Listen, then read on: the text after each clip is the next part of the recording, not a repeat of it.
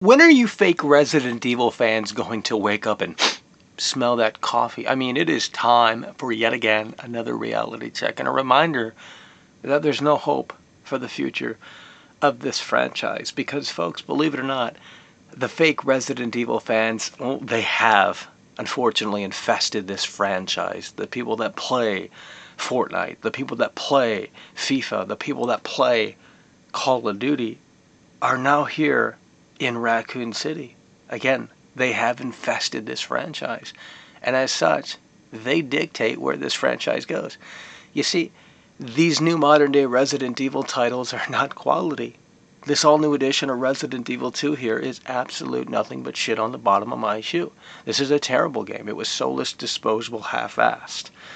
And it's already dead and long forgotten about. Yet we look at the old game from 1998 and people are still talking about it to this day.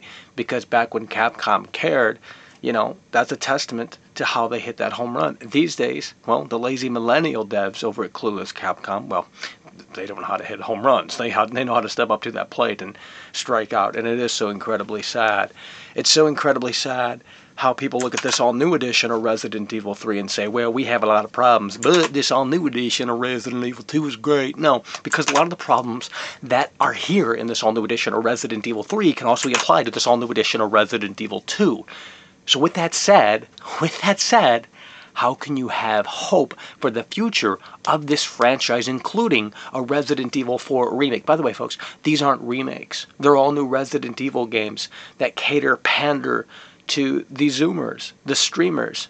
And that's so incredibly sad. Now, I know all of this, folks, is going in one ear and out the other. And that's because the fake Resident Evil fans that have now, again, by the way, have infested this franchise, they're not capable of putting their thinking cap on. I mean, this was once a franchise where you had to put your thinking cap on in order to play. And now in Fortnite, since you guys left Fortnite, you came over to Resident Evil land.